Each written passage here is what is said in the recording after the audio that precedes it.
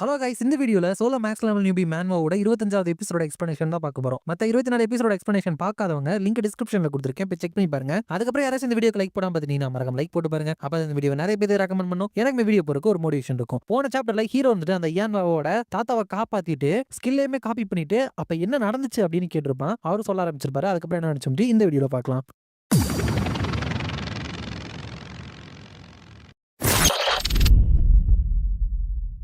சாப்டரோட ஸ்டார்டிங்ல அந்த cyan Yang தாத்தா இருந்துட்டு அந்த போர்ட்டல் ஓபன் ஆனதை பத்தி சொல்லிட்டு இருப்பாரு. அப்ப அங்க வந்து மான்ஸ்டர் எல்லாத்தையுமே அவர் இருந்துட்டு அடிச்சு கொன்னுட்டு என்னால இந்த பெரிய பெரிய மான்ஸ்டர்ஸ் எல்லாத்தையுமே மோரார்லெஸ் ஹேண்டில் பண்ண முடியும். ஆனா என்னோட ஃபிஸ்ட் இருந்துட்டு இவனை ரீச் பண்ணவே மாட்டேங்குது. அப்படிங்கிறப்ப டவருக்குள்ள இருந்து ஒருத்தன் வந்திருப்பான் இல்லையா, அவன் வந்துட்டு இவர் அட்டாக் பண்றான். பாத்தீங்கன்னாலே தெரியும், இதனாலதான் இவருக்கு அந்த நெஞ்சில வந்துட்டு அவ்வளவு பெரிய தழும்பு இருக்கு. அதுக்கப்புறம் அந்த அட்டாக்ல தான் டாபின்னு சொல்லிட்டு அவருமே அங்க சரிஞ்சு விழுந்திருக்கிறாரு, நோய் வாய்ப்பட்டிருக்கிறாரு. அதான் சொல்லிட்டு அதுதான் என்னோட கடைசி மெமரி. இந்த அளவுக்கு ஸ்வாட யூஸ் பண்றக்கூடிய ஒரு ஆளை இது வரைக்கும் நான் பார்த்ததே கிடையாது. அப்படிங்கிறப்ப ஹீரோ வந்துட்டு நீளமான முடி, அதுக்கப்புறம் ஓரியன்டல் ட்ரெஸ்ஸா இந்த எல்டர் உண்மையதான் சொல்றாரு அப்படின்னா 21வது ஃப்ளோரை லூர் பண்ணிட்டு இருக்கிற அந்த முரிம் ஃபேக்ஷன் இருந்துட்டு அன்பிரடிக்டபிளான டைரக்ஷன்ல வந்துட்டு மூவ் பண்ணிட்டு இருக்காங்கன்னு நினைக்கிறேன். அவங்களுக்கு என்ன வேணுமோ அதை எப்படியாச்சும் அடையணும் அப்படின்னு நினைப்பாங்களே. நான் கேம் விளையாடுறப்ப கூட அவனுங்க எனக்கு பயங்கரமான கஷ்டத்தை கொடுத்தானுங்க. சோ அவனுங்க டவருக்குள்ள இருந்து வெளியே வந்து இங்க இருக்கிற மக்களோட என்ன பிளான் போட்டுட்டு இருக்கிறானுங்க அப்படின்னு நினைச்சிட்டு உங்களை அட்டாக் பண்ணவங்க டவருக்குள்ள இருக்கிறவனுங்க. அவங்க டவர் விட்டு வெளியே வராங்க அப்படின்னு எக்ஸ்பெக்ட் பண்ணவே இல்லை. நினைச்சதை விட திங்ஸ் கொஞ்சம் காம்ப்ளிகேட்டடா தான் இருக்கு அப்படின்னு சொல்றான். அதுக்கப்புறம் அந்த சென்யாங் தாத்தா இருந்துட்டு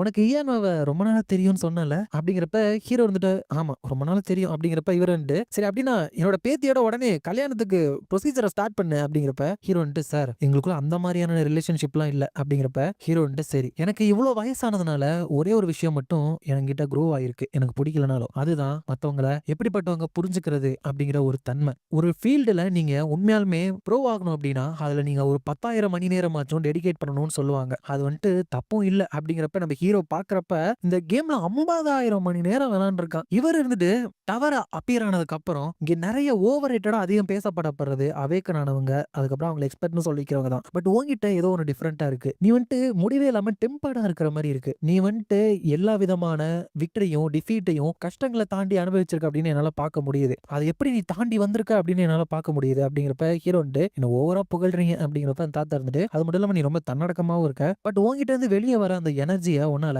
தடுத்து நிறுத்த முடியாது இல்லையா. சரி என்னோட உயிரை காப்பாத்திருக்க, அதுக்காக நான் திரும்பி கைமாறு செய்யணும்ல, என்கிட்ட என்ன வேணாலும் கேளு அப்படிங்கிறப்ப ஹீரோ வந்துட்டு இந்த சவுத் கொரியாலேயே பவர்ஃபுல்லான மார்ஷியல் ஆர்ட்ஸ் ஃபேமிலி கிட்ட இருந்து ஒரு உதவியா அப்படின்னு நினைச்சிட்டு எனக்கு ஒண்ணு வேணும் தான், உண்மையிலுமே உங்களால கொடுக்க முடியுமா என்ன அப்படிங்கிறப்ப இவர் வந்து கவலையே படாத என்கிட்ட கேளு அப்படின்னு சொல்றாரு. அதுக்கப்புறம் வெளியே வந்துட்டு இயான்வாவை பாக்குறப்ப அவர் தாத்தா எப்படி இருக்காரு, நல்லா இருக்காரு தானே அப்படிங்கிறப்ப ஹீரோ கம்ப்ளீட்டா ரெக்கவர் ஆயிட்டாரு, இன்னும் கொஞ்ச நாள்ல வந்துரு அப்படிங்கிறப்ப அவர் வாட்டர் ரிலீஃப் இதுக்கு நான் உங்களுக்கு எப்படி ரீபே பண்ண போறேன்னு தெரியல அப்படிங்கிறப்ப ஹீரோ இட்ஸ் ஆல் ரைட், உன்னோட தாத்தா ஆல்ரெடி எனக்கு ஒரு விதம் மூலியமா நன்றி கடன் செலுத்திட்டாரு அப்படின்னு சிரிக்கிறான். ஹீரோ அப்படி என்ன கேட்டான்னு தெரியல, ஆனா அதை நினைச்சிட்டு உண்மையாலுமே அந்த பொருளையே அவன் கேட்பான்னு நினைச்சு பார்க்கலையே அப்படின்னு அழுதுட்டு இருக்காரு. அதுக்கப்புறம் ஒரு லக்ஸரி ஹோட்டலுக்கு போயிட்டு பரவாயில்லப்பா நிறைய பானியா இருக்கிறதும் நல்லா தான் இருக்குது, அதுவும் எக்ஸ்பென்சிவான ஒரு இடத்துல அப்படின்னு சொல்லிட்டு ரூம் சர்வீஸ்க்கு கூப்பிட்டு நிறைய ஃபுட்டெல்லாம் வர வச்சுட்டு அதை சாப்பிட்டுட்டு ஃபிளேவர்லாம் செம்மையா இருக்கு அப்படின்னு வாயில கரையுது. கொஞ்சம் மாசத்துக்கு முன்னாடி எனக்கு சாப்பிட்றதுக்கு ஒழுங்கான ஃபுட்டே இல்லை, வெறும் கப் நூடுல்ஸ் சாப்பிட்டுட்டு இருந்தேன். அப்படிங்கிறப்பதான் அங்க நியூஸ்ல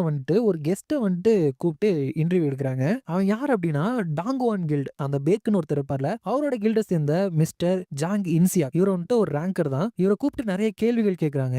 நான் ஒரு சிம்பிளா சொல்றேன். ஃபர்ஸ்ட் இவங்கிட்ட எப்படி ஸ்ட்ராங் ஆகுது அப்படின்னு கேள்வி கேட்கறப்ப அவன் ஆபியஸா 2 வழி இருக்கு. ஒன்னு நம்ம ஸ்கில்லையும் நம்மளோட லெவலையுமே அதிகமாக்குறது, இன்னொன்னு சிஸ்டம் கொடுக்குற காயின்ஸை யூஸ் பண்றது. அதை யூஸ் பண்ணி நிறைய ஐட்டம்ஸை அப்டேன் பண்றப்ப நம்ம அது மூலியமாவே ஸ்ட்ராங்கா மாறலாம். அப்படிங்கிறப்ப அந்த ரிப்போர்ட்டர் 4th ஃப்ளோர் ஓபன் ஆயிடுச்சு அந்த அன்னோனோட உதவினால. பட் இது வரைக்கும் யாருமே அதுக்குள்ள என்டர் ஆகலையே அப்படிங்கிறப்ப அங்க அந்த ரேங்கர் அதுக்கு காரணம் 3rd ஃப்ளோரை யாரு கிளியர் பண்ணாங்களோ அவங்க தான் ஃபர்ஸ்ட் அந்த 4th ஃப்ளோருக்குள்ள போக முடியும். 4th ஃப்ளோர் ஒரு ஸ்பெஷல் டஞ்சன் மாதிரி 100 லார்ஜ் ஸ்கேல் வேவ்ஸ் நடக்கும். அங்க ஒரு பேஸை புடிச்சுதான் நம்ம சர்வைவ் ஆக முடியும். பிரச்சனை என்னன்னா அந்த 4th ஃப்ளோருக்குள்ள போயிட்டு அந்த பேஸை பாதுகாக்கணும் அப்படின்னா ஒரு 20 நாளைக்கு அந்த இடமே சீல் பண்ணப்பட்டுரும். 20 நாளைக்கு உங்களால வெளியே வர முடியாது. அதனால எந்த ஒரு ப்ரிப்பரேஷனுமே பண்ணாம அன்னோனால கூட ரெக்லஸா நம்ம அங்க போறோம் அப்படின்னு சொல்லிட்டு அனௌன்ஸ் பண்ண முடியாது. அப்படிங்கிறப்ப ரிப்போர்ட்டர் அப்படின்னா 90 நாளைக்கு அப்புறம் நம்மளால கிளியர் பண்ண முடியலன்னு என்ன பண்றது அப்படிங்கிறப்ப மேபி மனிதன் உண்மையுமே அழியறதுக்கு வாய்ப்பு இருக்கு. ஏன்னா சிஸ்டம் கிட்ட அந்த பவர் இருக்கு, அதனால அதை இக்னோர் பண்ண முடியாது அப்படின்னு அந்த ரேங்கர் சொல்றான். அதுக்கப்புறம் அந்த ரேங்கர் வெளியே போறப்ப அவனோட கேர்ள் ஃப்ரெண்ட் நினைக்கிறேன் அடுத்த ஒரு மாசத்துக்கு ஃப்ரீயா அப்படின்னு கேட்க அவன் அப்கோர்ஸ் இன்னும் 90 நாள் இருக்கு இந்த ஃப்ளோரை கிளியர் பண்றதுக்கு, அதுல 1 மாசம் வந்துட்டு பிரிப்பரேஷனுக்கே போயிரும். அதனால இந்த 1 மாசம் வந்துட்டு நம்ம எங்கேயாச்சும் போலாம் அப்படின்னு சொல்லிட்டு கார்ல போய் உட்கார்ந்தா, நம்ம ஹீரோ அன்னோன் அப்படிங்கிற பேர்ல 4த் ஃப்ளோர வந்துட்டு கான்குவெஸ்ட் பண்றதுக்கு ஸ்டார்ட் பண்ண போறான். அத சேலஞ்ச் பண்ற எல்லாத்தையுமே இன்னும் 8 மணி நேரத்துக்குள்ள அந்த இடத்துக்கு வர சொல்றான். உடனே இவன் கார அங்க பரபரன்னு ஓட்டிட்டு போறான். அவனோட கில்டுக்கு வந்துட்டு கால் பண்ணி, சீக்கிரம் எல்லா ரேங்கர்ஸையுமே கேதர் பண்ணுங்க. இது ஒரு எமர்ஜென்சி அப்படின்னு சொல்லிட்டு, வெறும் 8 மணி நேரம் தான் நமக்கு பிரிப்பேர் ஆகுறதுக்கு இருக்கா? அன்னோன் இந்த மாதிரி ஒரு விஷயத்த எதுக்காக இப்படி வந்துட்டு நீ பிளான் போட்டுட்டு இருக்க அப்படின்னு நினைச்சிட்டு போயிட்டு இருக்கான். அதுக்கப்புறம் ஹீரோ வந்துட்டு காலையில எந்திரிச்சு, பா ஒரு குழந்தை மாதிரி தூங்கிட்டேன். இப்ப வந்துட்டு நான் கிளம்பட்டுமா அப்படிங்கிறான். ஃபர்ஸ்ட் வேவ் ஸ்டார்ட் ஆகுறதுக்கு இன்னும் 1.5 மணி நேரம் இருக்கு. அதோட இந்த சாப்டர் வந்துட்டு முடியுது. நெக்ஸ்ட் சாப்டர்ல இந்த வேவுங்கிறியே அது என்னன்னு கேட்டீங்க அப்படின்னா, உங்களுக்கே தெரியும் நெறைய ஜாம்பி கேம்லலாம் வேவ் அதாவது ஒரு அலையா ஒரு பார்ட்டா தான் ஜாம்பி வந்துட்டு தாக்கும். ஒரு வேவ் வரும். அத அழிச்சிட்டீங்கன்னா கொஞ்ச நேரம் கழிச்சு இன்னொரு வேவ் வரும். அந்த மாரி. அதே மாரி இங்கேயுமே 4த் ஃப்ளோர்ல ஜாம்பிஸ் தான் வருது. இத வந்துட்டு பிளாக் பண்றதுக்கு பிளேயர்ஸ்க்கு 2டே வழி தான் இருக்கு. ஒண்ணு இந்த மாரி டவரா செட் பண்ணுவாங்க. கிளாஷ் ஆஃப் கிளான்ஸ்ல அப்படி இருக்குன்னு நெனைக்கிறேன். நான் விளையாண்டது இல்ல. அந்த மாரி டவர வந்துட்டு பிளேஸ் பண்ணி காம்பினேஷன் வச்சு ப்ரொடெக்ட் பண்றது. இல்லனா ஒரு பேஸ வந்துட்டு புடிச்சு அந்த இடத்த எஃபிஷியன்ட்டா டிஃபெண்ட் பண்றது. ஃபார் நார்மல் பிளேயர்ஸ் இப்படி தான் இருக்கும் அப்படின்னு ஹீரோ வந்துட்டு நினைச்சிட்டு போயிட்டு இருக்கான். அதுக்கப்புறம் ஹீரோ தான் வந்துட்டு ஃபர்ஸ்ட் அங்க வந்துட்டு என்டர் ஆகுறான். மத்த பிளேயர்ஸ் எல்லாமே 20 நிமிஷம் வந்துட்டு கழிச்சு வருவாங்க. ஹீரோ வந்துட்டு எப்பவும் போல இந்த இடம் மோசமா தான் இருக்கு. அது மட்டும் இல்லாம 20 நிமிஷம் அப்படிங்கிறது நிறைய டைம் இல்ல. சீக்கிரமே நான் அதை ஆரம்பிக்கணும் அப்படின்னு சொல்லிட்டு சாங்கம் வேர்ல்டு கப் ஸ்டேடியம் அப்படிங்கிற ஒரு பெரிய ஸ்டேடியம்க்கு போறான். அங்க போயிட்டு ஹீரோக்கு 3rd ஃப்ளோர் கிளியர் பண்ண உடனே பாக்ஸ்ல இருந்து நிறைய ஐட்டம் கிடைச்சிருக்கு இல்லையா? அது எல்லாத்தையுமே ஹீரோ இங்கே தான் யூஸ் பண்றான். ஹை பிரையாரிட்டி பேஸ் டிக்கெட் அப்படின்னு சொல்லிட்டு ஒரு விஷயத்தை வந்துட்டு அந்த இடத்துல யூஸ் பண்றப்ப ஹீரோவோட பேஸா வந்துட்டு அந்த ஸ்டேடியம் வந்துட்டு மாறிடுது. அதுக்கப்புறம் அங்க கிடைச்ச ஸ்கிஸி கிரெயின், சோலார் சீடு அப்படின்னு சொல்லிட்டு விதைகளை விதைக்கிறான். அதுல வாட்டரை ஊத்துறான். இது மூலியமா பிளான்ட்டோட growth எல்லாமே 20% வந்துட்டு அதிகரிக்கும். பிரிப்பரேஷன் கம்ப்ளீட் ஆயிடுச்சு. இப்போ நம்ம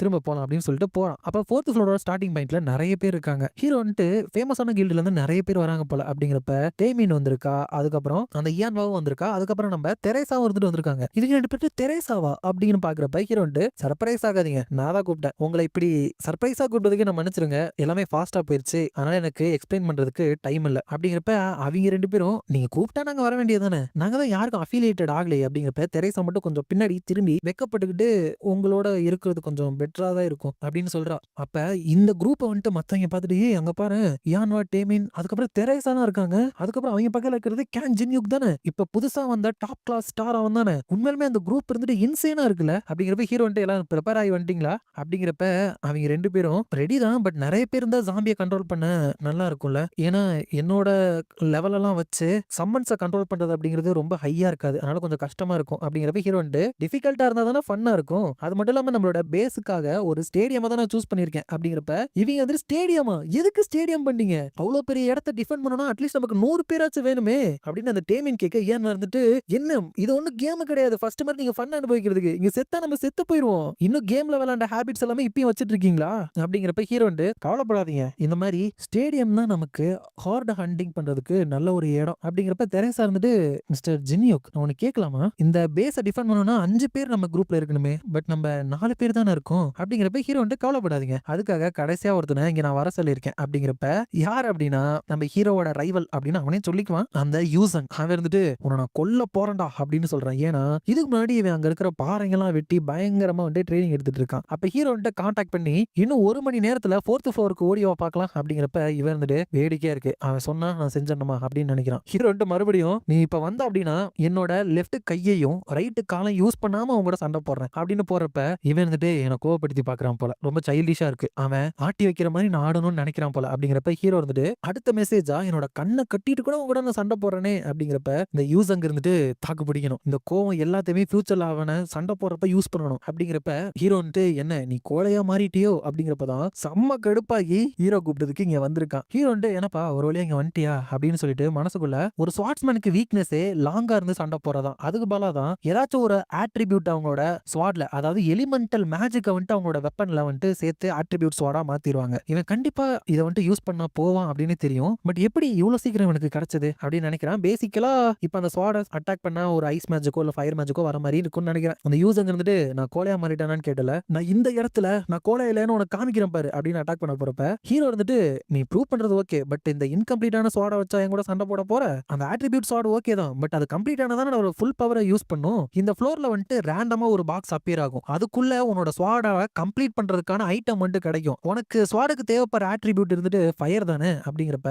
இந்த யூசங்க இருந்துட்டு ரேண்டம் பாக்ஸா? அதுல பேரே இருக்குல்ல, ரேண்டமா தான் வரும். அதுல எப்படி எனக்கு ஆட்ரிபியூட் வந்துட்டு கிடைக்கும்? அப்படிங்கிறப்ப ஹீரோ வந்துட்டு, என்ன எனக்கு ஷார்ட்கட் தெரியாதுன்னு நினைக்கிறியா? எங்க கூட சேர்ந்து இந்த டிஃபென்ஸ்ல வந்துட்டு நீ பார்ட்டிசிபேட் பண்ண அப்படின்னா, உனக்கு அந்த ஃபயர் ஆட்ரிபியூட்ட நான் குடுப்பேன். என்ன சொல்ற? அப்படிங்கிறப்ப யூசங்க இருந்துட்டு, சரி அந்த ஐட்டம் அந்த ரேண்டம் பாக்ஸ்ல வந்தா நல்லா இருக்கும் அப்படின்னு சொல்லிட்டு போறான். சோ 5 பேர் இருக்கிற பார்ட்டி வந்துட்டு ஃபார்ம் பண்ணிட்டானுங்க. சோ இதனால இப்ப இவனுங்களால டிஃபெண்ட் பண்ண முடியும். அப்ப தெரேசா இருந்துட்டு, உண்மையாலுமே மிஸ்டர் யூசங்க இருந்துட்டு நம்ம சைடு இருப்பாரா? அப்படிங்கிறப்ப ஹீரோ வந்துட்டு, அவனுக்கு தேவையானது கிடைக்கிற வரைக்கும் என் முதுகுல குத்த மாட்டான். அவன் பாக்குறதுக்கு அப்படி இருந்தாலும் அவனுக்கு உண்மையுமே ஒரு நல்ல சைடு வந்துட்டு இருக்கு. அப்படிங்கிறப்ப ஏன் வந்துட்டு, ஓ ஜென்யூக் ப்ரோ, நான் வந்துட்டு இத மறந்தே போயிட்டேன். இந்தாங்க இதை எடுத்துக்கங்க அப்படிங்கிறான். அதுதான் ட்வின் டிராகன் ஸ்வாட்ஸ். ஹீரோ வந்துட்டு, எனக்கு தெரியும் அந்த டவரோட மானாவால கண்டிப்பா இவ்வளவு பழங்காலத்து பொருள் வந்துட்டு ஒரு ஆர்டிஃபேக்டா மாறி இருக்கும் அப்படின்னு சொல்லிட்டு, இதை டச் பண்ணாலே அமேசிங்கா இருக்கே அப்படின்னு சொல்றான். ஆக்சுவலா இதை தான் அந்த ஏனாவோட தாத்தா கிட்ட ஹீரோ கேட்டிருக்கான். அவரோட ஃபேமிலி ட்ரெஷர்னால தான் அழுதுருக்காரு. ஏன் வந்துட்டு தாத்தா கொடுக்க சொன்னாரு, பட் இது அவருக்கு ரொம்ப பிடிக்குமே அப்படிங்கிறப்ப ஹீரோ வந்துட்டு, தெரியல அவருக்கு என்ன இன்னும் பிடிச்சிருக்கு போல அப்படிங்கிறப்ப,